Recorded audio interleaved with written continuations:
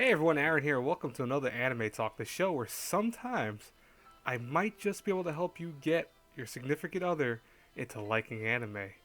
Ooh. You know, I know this is going to sound strange to a lot of people, and it's something that I've always find strange myself. I've always been known as the real life version of Hitch. Now, if you've never seen that movie with Will Smith, I love that movie. I think it's a funny movie. Hitch is a guy who Will Smith plays Hitch. He is a guy who is able to help every guy get any girl they want. So essentially, all you have to do is tell them, tell him, excuse me, that you want this girl, and he will teach you ways of getting that girl, and not just in a creepy way or anything like that, but more so in a way that is actually, getting involved with them, getting a relationship, even maybe getting married. And that's one of the points of the show, though, is that Hitch has one issue, is that he cannot do the same things he teaches others to do. Now, I've always had this issue where I've always been able to help people get into relationships, and I've actually been known to save like about a good dozen relationships in my lifetime. And that's, I'm only 25 years old, so it's kind of funny when I say that. But what's funny though is that I have always had issues getting into relationships myself, though, personally. And I've talked to people over the course of my lifetime, and one thing that I did see pop up quite often, and it's just recently popped up again on my Twitter feed. Someone asked me this. They ask, "How do you get your significant other to like anime, to understand that it's not just this creepy foray of you know fan service here and there, boob physics, and panty shots and stuff like that, where it's the creepy factor?" It's, is there a way to actually show that there's an artistic, beautiful anime out there that your significant other can watch? Now, the reason I have Your Lie in April up is actually because I consider this one of many that you could actually, show your significant other. So this works, by the way, for either a boyfriend or girlfriend. It doesn't really per se matter too much. Boyfriend, though, I'll tell you guys right now, more so if you're a girl and you're watching this, you have to aim a little bit toward the more manlier side of anime. I'm not saying that Your Light April won't work per se, but it might not per se change their concept or their look towards anime.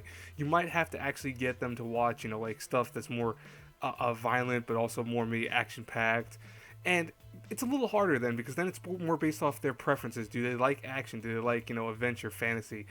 There are a lot of anime out there though that I think is a little bit easier in the significance of getting a guy to like anime. And for this, I'm going to aim this episode more at guys getting girls into anime because you know what? That is where I think a lot of people have problems. More so, again, of course, the man who has an issue getting his girl into anime. It's understandable. Like I said before, in this day and age of anime where every other scene seems like it's based off a harem or some kind of fan service a concept, there are ways to actually get your significant other to see an anime for something of like, wow, this is beautiful. Oh my god, this is touching.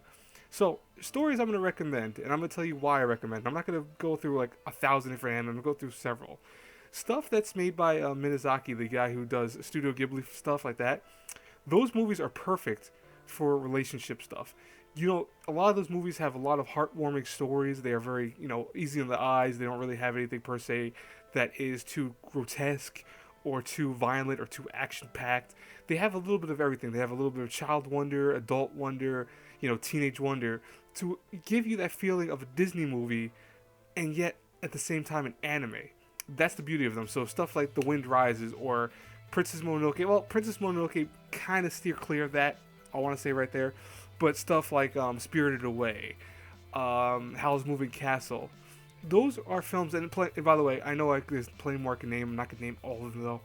Those are just a few of those movies that you could get your significant other to watch, and she or he, sometimes will actually really appreciate it. They will look at the animation for it and be like, "This is beautiful.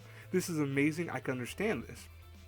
Now, what you want to do then from there is I say this because there is a progression step with this. You need to be careful of how far you progress in anime terms towards your significant other. And I'm talking again to the guys toward ladies because women in general have a kind of, I want to say, affinity with anime, which is they either love it or really kind of hate it. Now, women that get into anime right away or by themselves typically can know what they're gonna like. They know, like, for example, if you like Sailor Moon or if you like reverse harems or if you like stuff like that, they can typically on themselves actually figure out what they want and what they don't want in anime. So they might not go for a horror anime, but they might love horror. It's more so dependent on the actual individual female. because trust me, there's plenty of guys who won't watch horror because they're too scared to watch horror. So it's not, don't feel bad if you're a guy that doesn't want to watch horror. And equally, if you're a girl that doesn't want to watch horror, there's no big deal with that.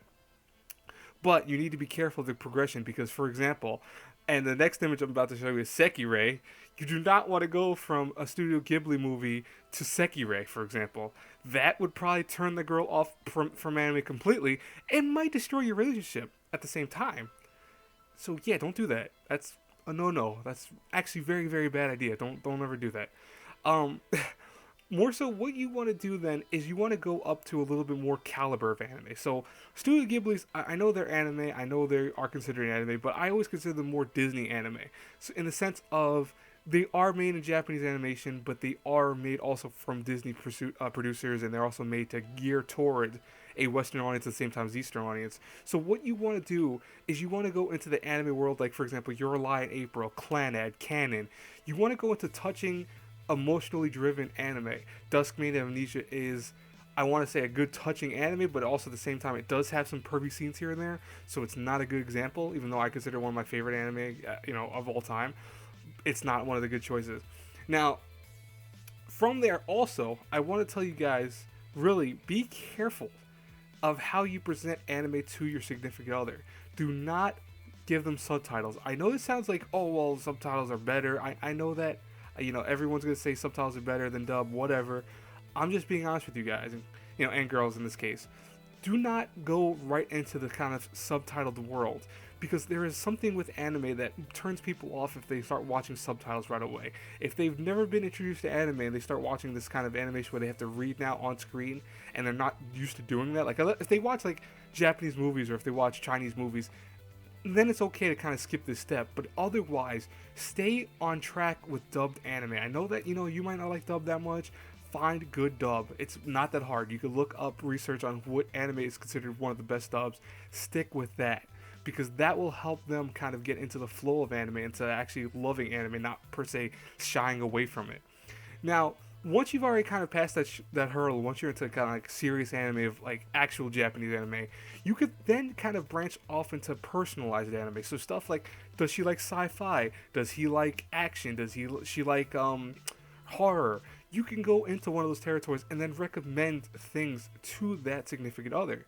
You can go, well, okay, horror series. Do you want like really gory stuff, or do you want kind of laid back horror? So then you go, if you want laid back, you go Shiki, because Shiki is gory, but at the same time it's more kind of psychological horror. Or something like Paranoid Agent, which Paranoid Agent is also very psychological. Boogie Bob Phantom, for example. If you want to go to grotesque horror, like you want that blood, you want that gore, Higurashi, stuff like Another, has a lot of blood and gore and also storytelling into it. Corpse Party. Those are things you go into toward the later end. If she says you like sci-fi, for example, you watch like stuff like Steins Gate. If she likes action, you watch stuff like Sword Art. That's what you have to do. You have to then kind of go into that territory toward the end. Now, finally, the last step in kind of solidifying their love for anime, this again goes to boys and girls, is then going into the world of maybe subtitles. So stuff that's newer, coming out, that's like if you see a series coming out new, you could then tell them, hey, you know what, this new series is starting, why don't we watch this together? And it's like, oh, if they appreciate anime, if they like anime now, they will be glad to do that. They will watch it with you, and now you have an episode by episode type show where every week you guys are watching together a new episode.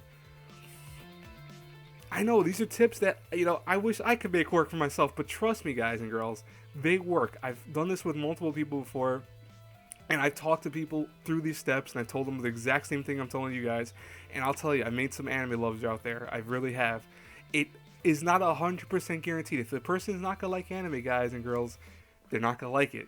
It's something where, yeah, listen, if you can't get into anime, it's not really a big deal. It just won't be their cup of tea. They will have to avoid doing it. You'll have to figure out other means of kind of communing with that one person. So find other hobbies. There's other things besides anime. You can watch Japanese horror, not horror, but drama shows. You can watch Korean horror shows, Korean stories, dramas. There's a lot of other things you can go into and venture towards that you might find some common ground with, but those are more so if anime really kind of just blows out. But trust me, guys, if you do this correctly, you will find that the person can appreciate anime. They might not fall in love with it like you do, but they will appreciate and go, oh, you know what? wow, anime is actually beautiful. I didn't know that this existed like this. This is so cool. Where have I been this whole time? So trust me, you could thank me later after you actually get your significant other into anime. But for now, guys, I'm gonna end this episode like always. Please like, comment, subscribe. Helps me out a lot. Please share the video. Go on my Twitter if you want, whatever. And as always, guys, I'll talk to you. I think it's coming up probably Friday, so I will talk to you Monday with another anime talk. Have a good one, everyone. Bye bye.